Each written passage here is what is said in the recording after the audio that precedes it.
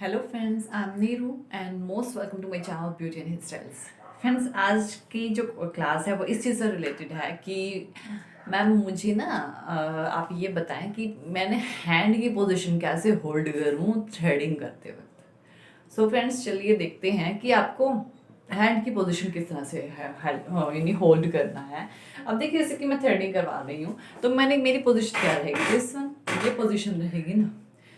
जो थ्रेडिंग करेगा वो थ्रेडिंग कैसे करेगा, जब हम थ्रेडिंग करते हैं राइट साइड की, जब हम थ्रेडिंग करेंगे तो थ्रेडिंग करने वाला फ्रंट से आके करेगा।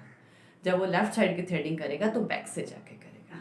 दोनों में डिफरेंस तो पता लगे, ये मैंने ऑलरेडी बहुत वीडियोस में बताया है कि थ्रेडिंग करनी कैसे है। ठीक है, तो आपने क्या करना है, जब आप का जो जो थ्रेडिंग कर रहा है, हैंड की पोजीशन क्या होनी चाहिए। जब आपकी फ्रंट से थ्रेडिंग होगी, राइट साइड की थ्रेडिंग होगी, मीन्स टू से दिस आईब्रो, इस आईब्रो की जो आप थ्रेडिंग करोगे तो आपका हैंड, ये जो आपका लेफ्ट हैंड है वो आपकी राइट आईब्रो की पीक को उठाएगा।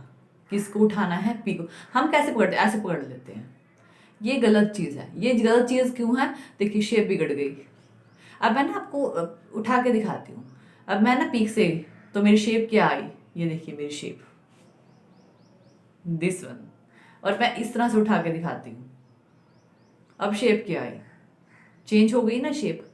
तो यही तो प्रॉब्लम करते हैं, हमारी थ्रेडिंग ज़्यादातर इसी वजह से ख़राब होती है क्योंकि हमारी होल्डिंग पोजीशन अच्छी नहीं होती है।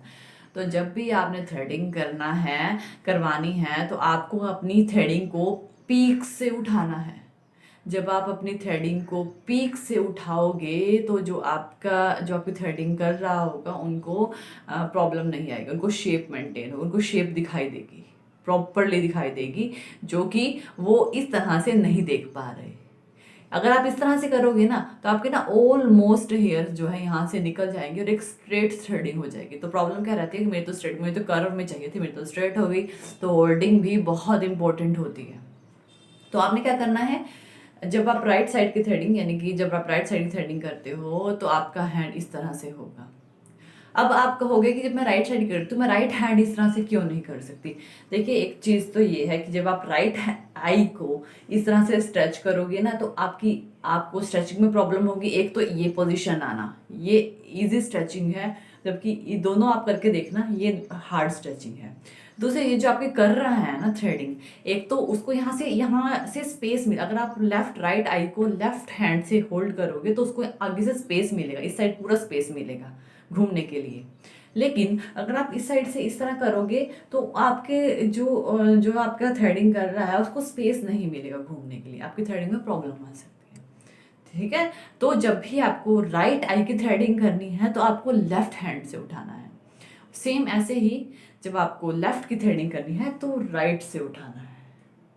ठीक है, दोनों की पोजीशन चेंज हो जाएगी। और कहाँ से उठाओगे? पीक से उठाओगे, ऐसे बिल्कुल भी नहीं उठाना, ऐसे कोई शेप ही नहीं है, हैं? तो पीक से उठाओगे और स्ट्रेच अच्छे से करना है, इस तरह से स्ट्रेच करना है। तो देखिए थ्रेडिंग आई ना, और ये देखिए यहाँ पे देखिए, ये मैं पीक से जब उठाऊंगी, ये देखिए थ्रेडिंग की शेप विजिबल हो रही है। जबकि मैं अगर दूसरी कंडीशन ऐसे उठाती हूँ, कोई शेप विजिबल हो रही है, ये एकदम स्ट्रेट बनेगी, एकदम स्ट्रेट बनेगी। आप कितनी भी कोशिश कर लेना, स्ट्रेट बनेगी, क्योंकि हेयर उसी कंडीशन में, उसी पोजीशन में निकलते हैं जिस पोजीशन में आपकी होल्डिंग है। तो आपने क्या करना है, इस तरह से उठानी है। सेकंड, आपने क्या करना है, जब आप ऑब्वियसली मैंने कहा कि राइट की करोगे तो लेफ्ट से उठाओगे, तो लेफ्ट हैंड जब आप ये वाली जो आपकी कंप्लीट हो जाएगी, ये ऐसे करने से आपकी ये जो एरिया है ये सारा कवर हो जाता है, लेकिन ये एरिया जो होता है वो रह जाता है। ठीक है, तो यानी ऑब्वियसली हैंड जब आप इस तरह से पीक से उठाओगे तो आपका हैंड इस तरह से स्ट्रेच रहेगा, क्योंकि एक हैंड डाउनवर्ड डायरेक्शन में रहता है, तो इस तरह से स्ट्रेच रहेगा, तो ये वाला सारा कवर हो जाएगा, थोड़ा बहुत यहाँ पे रह जाएगा। जब आपकी पूरी थ्रेडिंग डन हो जाएगी, या फिर सेम इस तरह से यहाँ से करोगे तो सेम कंडीशन रहेगी, तो ये वाला सारा पार्ट डन हो जाएगा। लेकिन एक पार्ट रह जाता है आई का, वो कौन सा पार्ट है? दिस वन, ये पार्ट रह जाता है, तो इसको जब आपकी पूरी थ्रेडिंग की शेप कंप्लीट हो गई, आपने पूरी थ्रेडिंग बनवा ली और आप कह रहे हो कि मेरी तो शेप डन हो गई, मुझे अपनी शेप मिल गई, लेकिन क्या होता है पैलेट पे हेयर रह जाते हैं और यहाँ पे हेयर रह जाते हैं, तो उसके लिए आपको क्या करना है, आपको जस्ट राइट आई पे लेफ्ट हैंड वर्क करेगा, लेफ्ट आई पे राइट हैंड वर्क करेगा। तो आपने क्या करना है, आपने जस्ट इसको इस तरह से नीचे से होल्ड नहीं करना उस टाइम पे, आपने अपने क्लाइंट को कहना है शेप डन करने के बाद करना है ये काम, ठीक है। पहले स्टार्टिंग से ही मत लग जाना, ठीक है। एक्स्ट्रा हेयर निकाल देना, लेकिन ये काम शेप डन करने के बाद करना, क्योंकि यहाँ पे हेयर रह जाते हैं। तो आपने क्लाइंट को कहना कि आप अपनी शेप छोड़ दो और आपको अपने क्लाइंट को इस तरह से होल्ड करने के लिए कहना है, लाइक दिस। जब ऐसे होल्ड करोगे तो आपकी ये जो चीज़ है ये जो है हार्ड हो जाएगी, यानी मीन्स वो स्ट्रेच हो जाएगी, जिससे कि आपको इस पार्ट के हेयर्स को आसानी से निकाल सकते हो। सेम इस कंडीशन में होगा कि जब आपकी ये वाली थ्रेडिंग डन हो जाएगी, आपको लगेगा कि मेरी शेप आ गई है, ठीक है। पतली मोटी करना ये अलग चीज़ है, ठीक है, शेप मिल गई है आपको। तो आप क्या करोगे, इस तरह से स्ट्रेच करोगे एंड आईज और क्लोज करवाओगे और ये वाले हेयर को फिर रिमूव करोगे, इससे ये चीज़ स्ट्रेच हो जाती है। तो आपने 2 कंडीशन रखनी है, एक तो पीक वाली, ठीक है, डन करने के बाद ये आपको ये वाली करवानी है, सेम एक पीक वाली और डन होने के बाद आपको ये वाली पोजीशन रखवानी है। तो ये आपकी हैंड की पोजीशन होती है थ्रेडिंग करते हुए। अब देखिए हैंड की पोजीशन बहुत इंपॉर्टेंट होती है, हैंड की पोजीशन की हम किस तरह होल्ड कर रहे हैं।